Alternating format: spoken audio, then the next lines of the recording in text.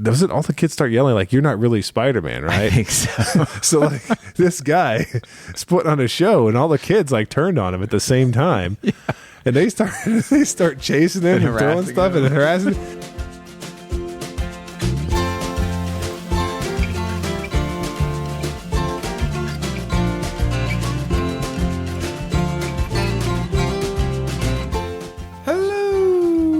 And welcome everyone to episode 57 of The Mashup, the best bourbon conversation you're going to hear all week long. We're your hosts, Michael, Anthony, and Steven.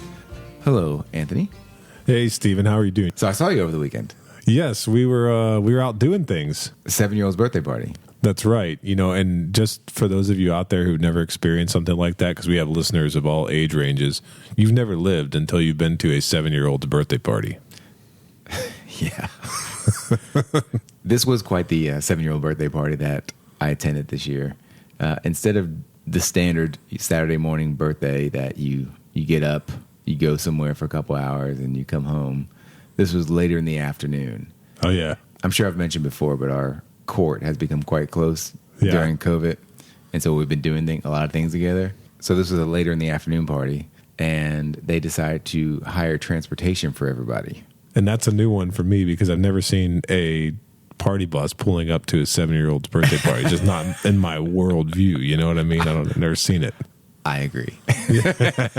It was quite entertaining. Can you elaborate on what happened on the bus, or does that not for? Because we didn't go on the bus for context here. So Steven's part of the cul-de-sac because of where he lives, and those are the neighbors we're talking about. But we live like a street. We're divided by like a semi-busy street and the next like neighborhood over kind of thing. So we weren't on the transportation, but we saw that bus. It looked like it was a rocket. Was anything crazy going on in there? Or? You know what happens on the bus stays on the bus. I got you. See?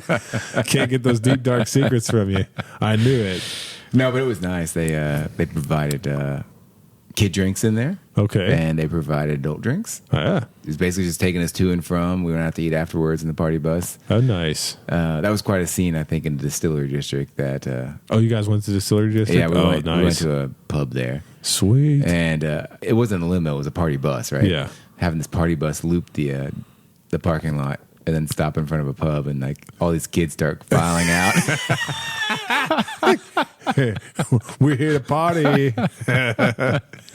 But see, I can't let you get off that easy. You're telling the good part of the story, but there's a story before the story. There was. Because we were down at this place called, what's the name of the place? It's one of those ninja places that I think everyone's probably started going to for birthday parties. Yeah. This one's called Ultimate Ninja. Ultimate Ninja. And so Ultimate Ninja is a place in Lexington that is owned and operated by Brendan Kelly, who is a former American Ninja Warrior. There you go, American Ninja Warrior. And now he's, I think, training to be a UFC fighter. So let's get this straight here. I'm not saying anything disparaging about this guy. He's going to see me on the street somewhere and come over and knock me out.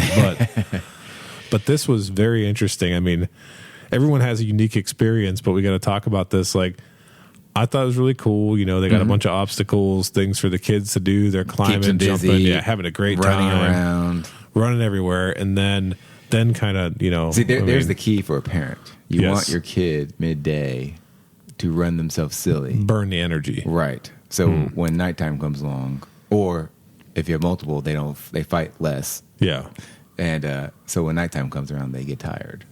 Hopefully, fingers crossed. Well, you hope so. And so this thing's running along pretty smooth. And actually, I should mention this. So the UK-Tennessee game was on during that time. Yep.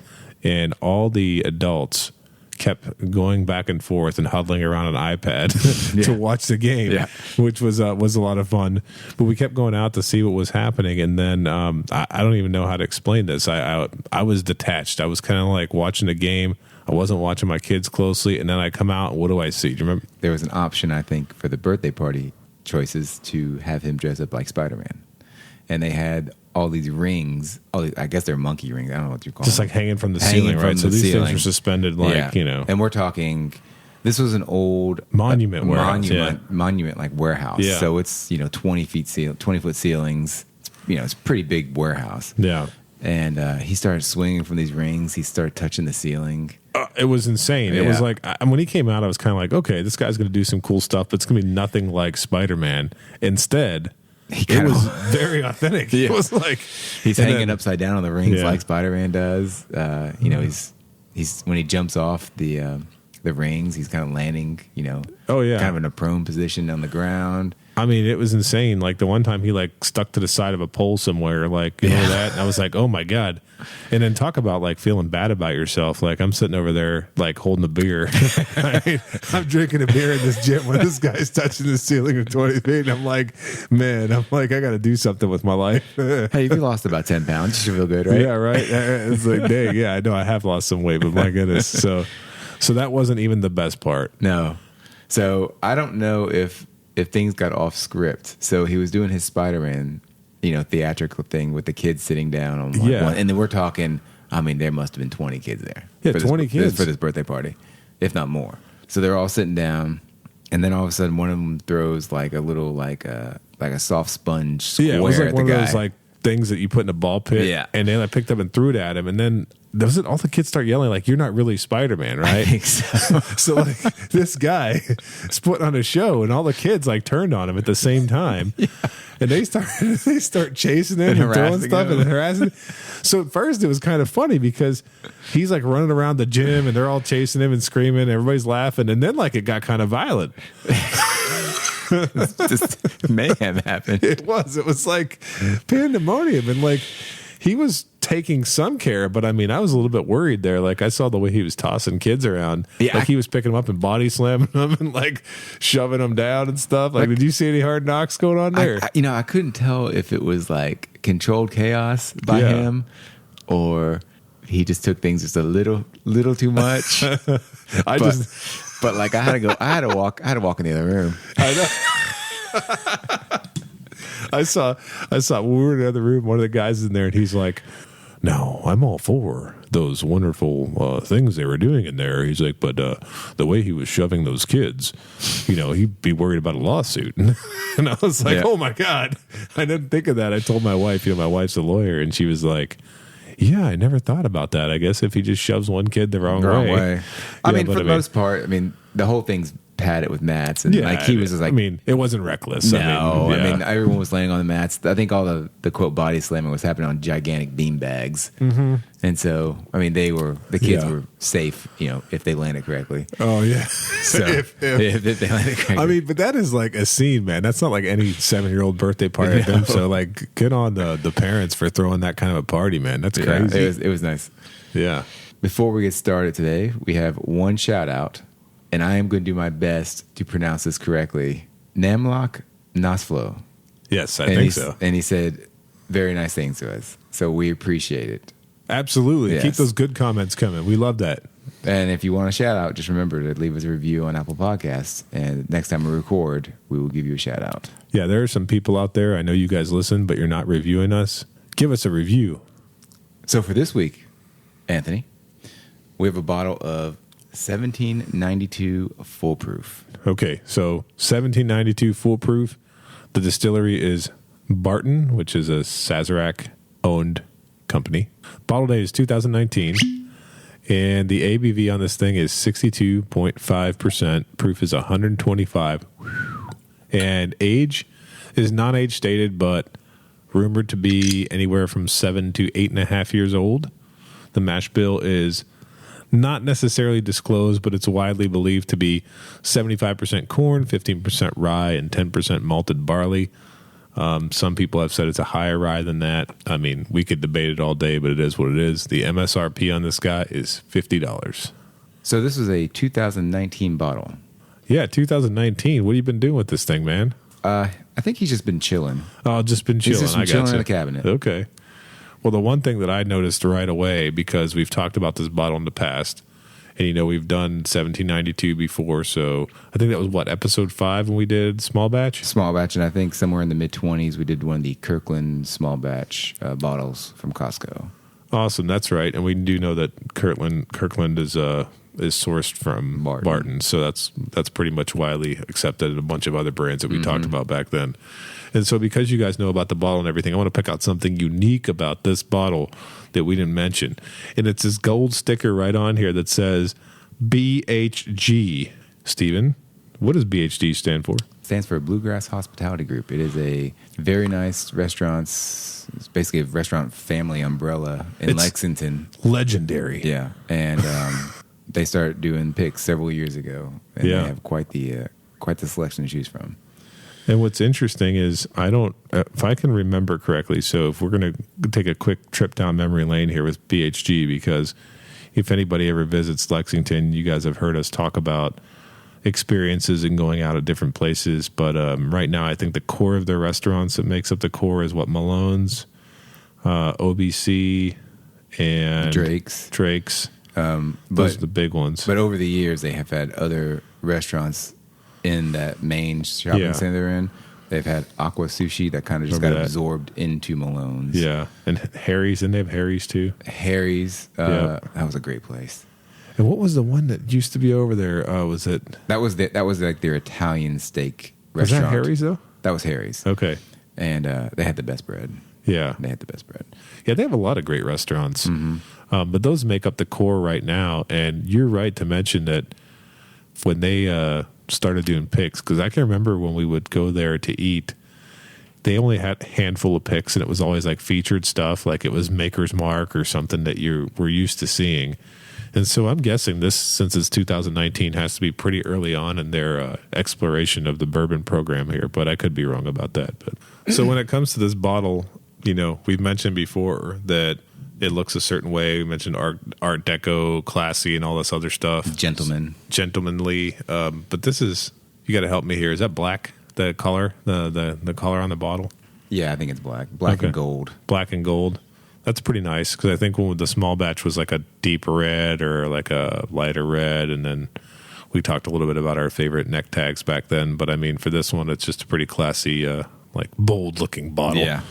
What's funny is that my son in his elementary school, they have all these like clubs you can join, after school. Okay. One was called the Gentlemen's Club that he joined. Are you kidding me? I'm not kidding you. Come on, who named that?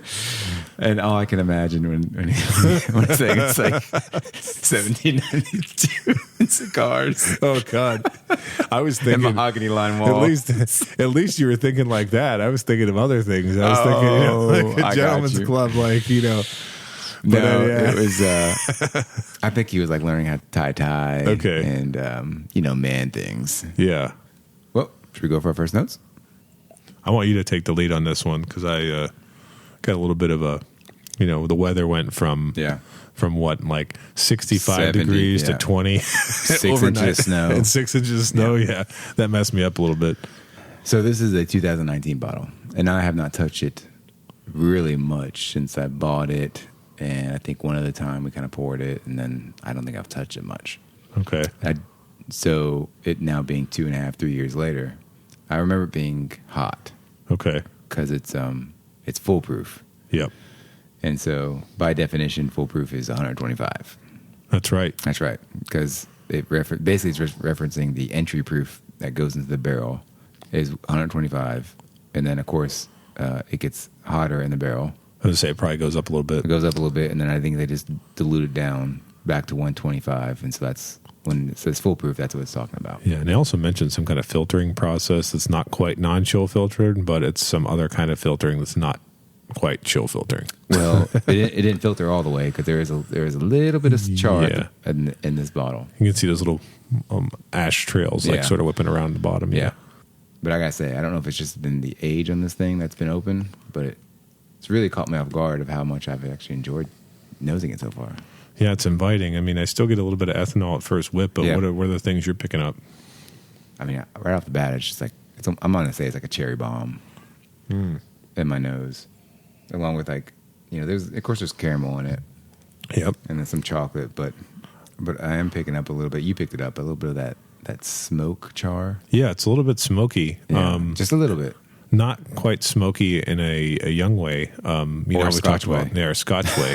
Smoky like in a nicely charred, nicely aged way. Yeah. Yeah. It's really nice. Mm-hmm. But I'm also getting a fun note. What's the I can't wait to hear this.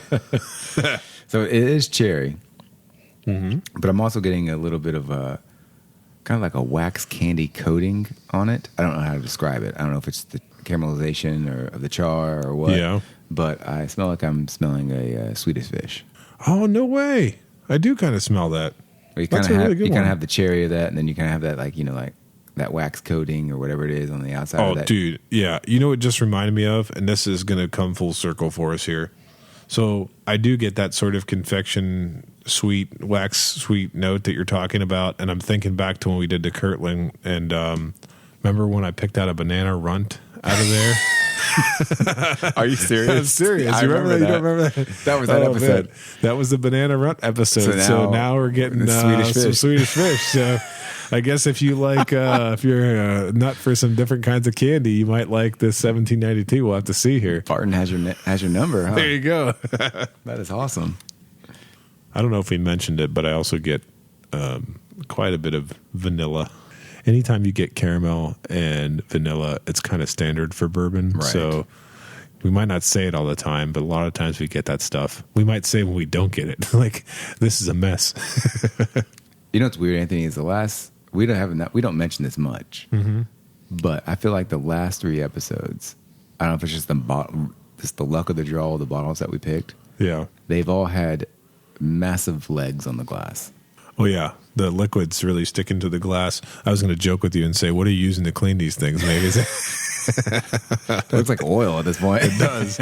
It does. It looks like very oily. I mean, it is not dripping. It just, you swirl it and it just stays. Yep.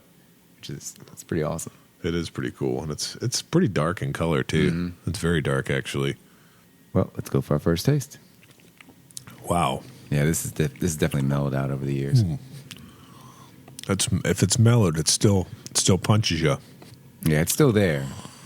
Ooh. And I guess the 7 to 8 year, maybe the foolproof hasn't mellowed out or matured or not.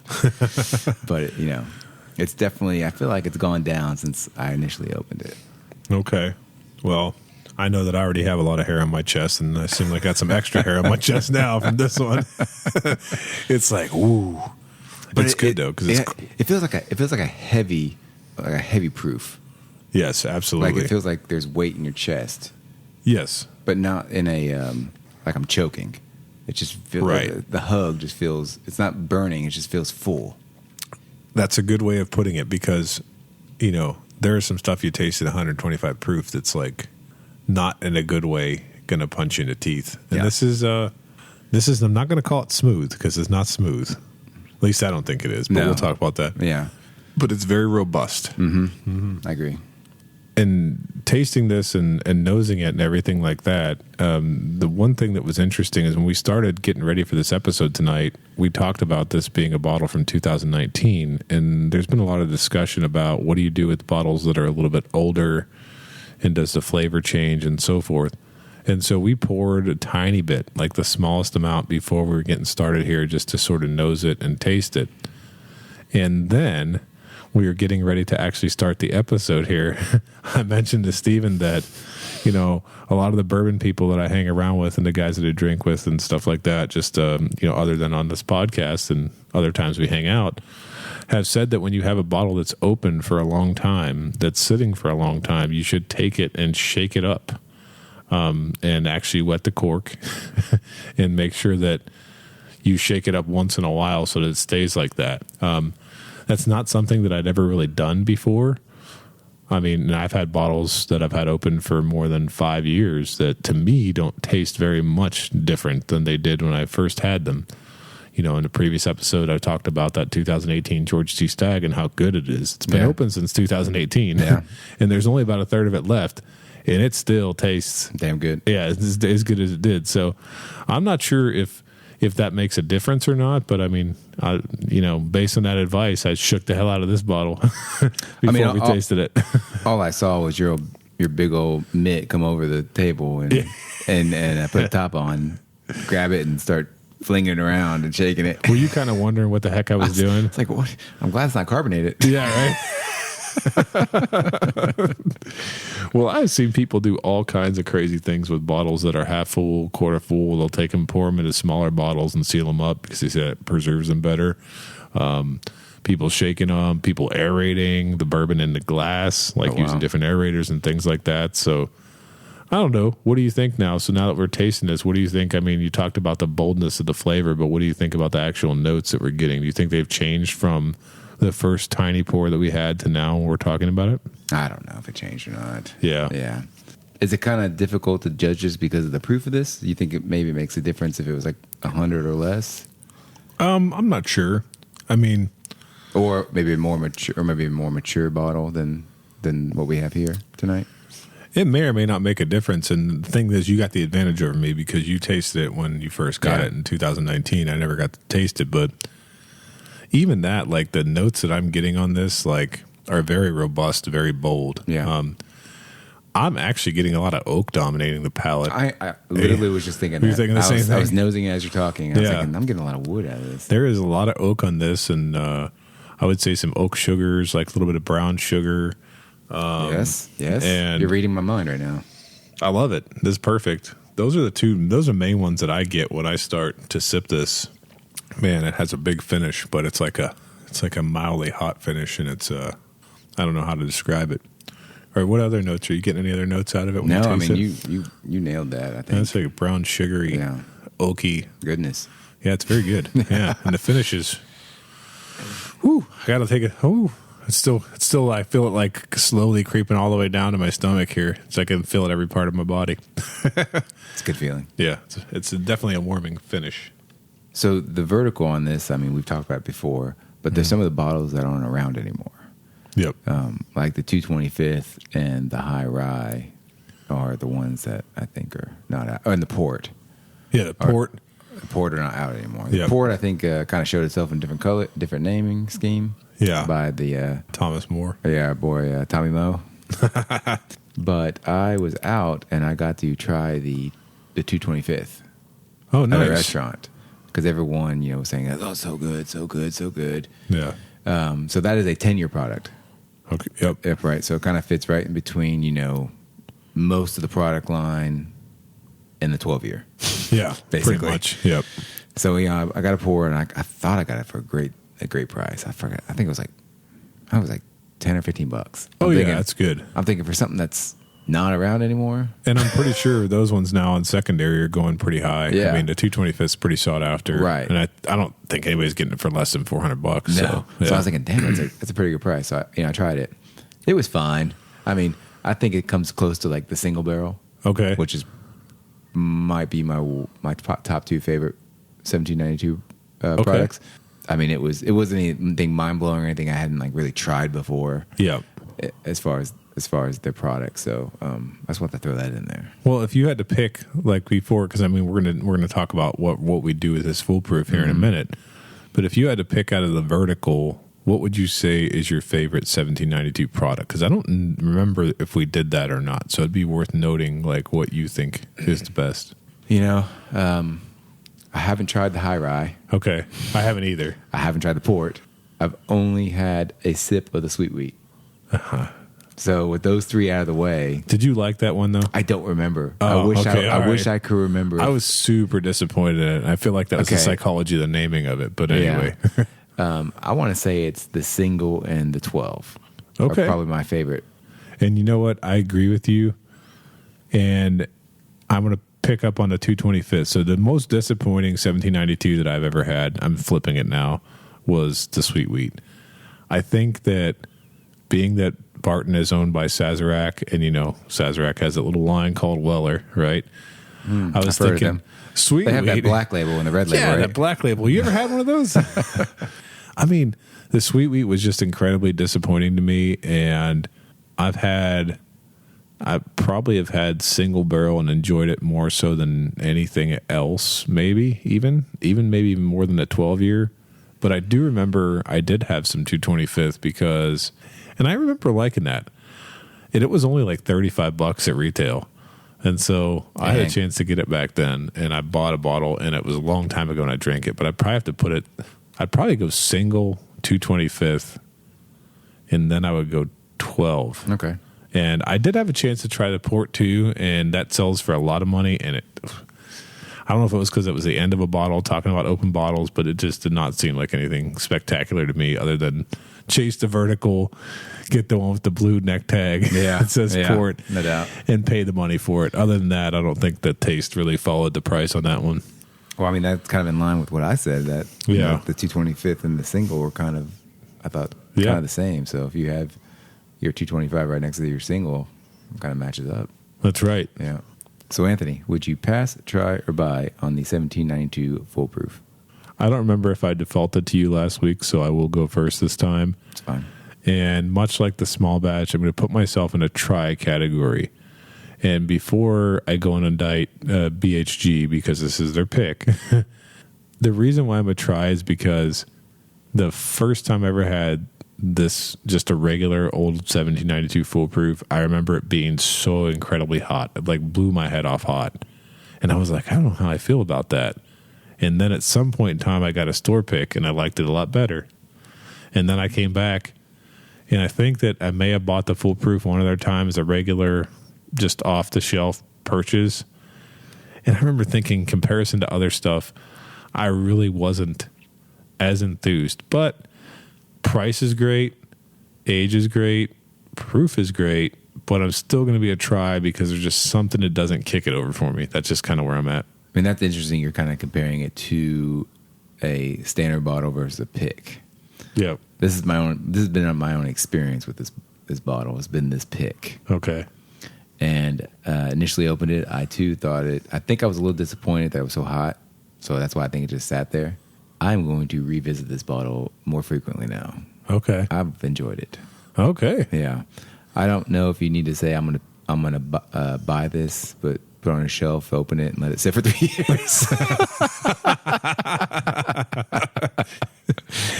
Did you hear that? If BHG is going to pick another one, you better go buy it and let it sit for 3 years. Open it and let it sit.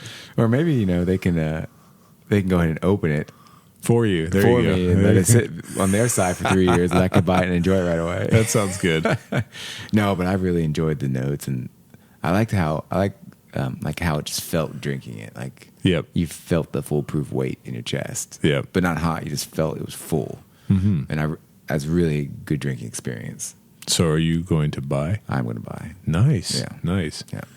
I got a feeling that my opinion there is going to be in a minority, like amongst most bourbon drinkers. And that's fine. I'm comfortable with that because I think it's, I don't know where you're going to get something that's, I know where you'll get it because there's so many products in the market, but to have a well-aged product at the proof point for a reasonable price, even with picks, these things don't usually creep more than $65 tops. So that MSRP is pretty true, and there isn't a massive secondary on it. So yeah, I mean, it could be you're in the minority in this, but I feel like I've seen, I want to say in the past 6 months on Instagram, I've seen more of this Foolproof bottle, people posting it. Do you know why that is? If I had to guess, it's because, and this is just this could be a Kentucky thing, so please don't hold us against this if it's not. It seems like the Foolproof picks are more abundant than the regular ones on the shelf.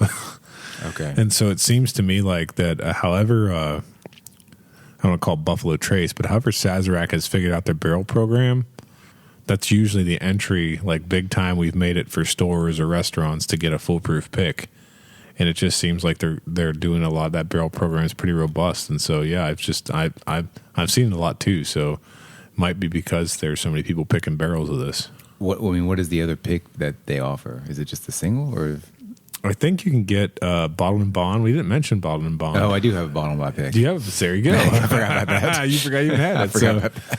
I think you just get Bottled and Bond and Foolproof. And what was the other one you said? Single barrel. It's probably single barrel, and so I guess it just depends on what proof point you want to be at, I'm guessing, and probably maybe a little age variation. Yeah, but I mean, I have that distiller's pick of the 12 years, but I don't know that they've done a whole lot of 12. I think you have one from the distillery, right? I have two from the distillery. Yeah. Oh, yeah. Everyone's coming for you now, man. And then one from a store. Okay. Yeah, so that's probably why you've been seeing it, because I think that the Foolproof, when stores and restaurants are giving you the option to pick, it seems like more often than not they pick the Foolproof, Right. That just seems like that's what everybody has. Yeah. Makes sense. Another thing I wanted to mention, we've been talking a lot in the last couple episodes. I don't know what's going on here about not liking the experiences that we're having at liquor stores. And so I talked to a buddy today and I fell down laughing. I didn't talk to him. So it's a group message, right? That we have on Facebook. And we're going back and forth, and all of a sudden, like, I got a story for you. And when somebody says, I got a story for you, you instantly are like, I can't wait to see what comes across here. So, better be good, though. Buddy of mine, we'll call him Kenneth, okay? So, Kenneth goes to a Kroger, Kroger Wine and Spirits, walks in there just to check out, see what they have. And they have the new Elijah Craig Barrel Proof, which is the A122. Oh. He's a big fan of Elijah Craig Barrel Proof. So he picks one up and he's standing there and he said there were like, 2 employees and they were talking to 2 people in there that looked like friends or whatever. And somebody said like, what's the deal with what you got in your hand? And he said, well, it's Elijah Craig Barrel Proof. And they were like, all right. And then someone's like, is that something you drink slowly because it's higher proof and this and that? And the person working at the store jumps in and says, oh, he's probably not going to drink that. It's probably either going to sit on the shelf or he's going to go sell it to somebody. Yeah. And so what does he do? How does he respond to this? What do you think he did? I don't know this person. You don't know? Okay. So I would say right there, Kenneth. Yeah. He ripped the top off and chugged it. Are you serious? Are you serious? Yeah. That's exactly what he did. He just did that. He took the top off. He bit the top plastic right off the top of the thing, took the cork off and just chugged took a pull of it right there in the store. And it shocked everybody. Like the person was like, that's illegal, right? And he was like, well, you said I wasn't going to drink it, so it's your fault. I was like, if I could be a fly on the wall, if I could have been in the store and seen that happen, and this is just his personality. He'd done that with a lot of bottles, and it just was so amazing. And so, of course, everybody on that message was like, this is legendary. And so, awesome. How about that? Coming soon to your Kroger liquor store is a person who is not trying to flip or set the bottle on the shelf, just trying to drink it. Just leave us alone, let us drink it, right? That's right. And with that, thanks for listening to this week's edition. Please like and follow us on Facebook, Instagram, and Twitter at The Mashup KY. Also, let us know your thoughts on this bottle in the comment section. Until next time, keep it neat.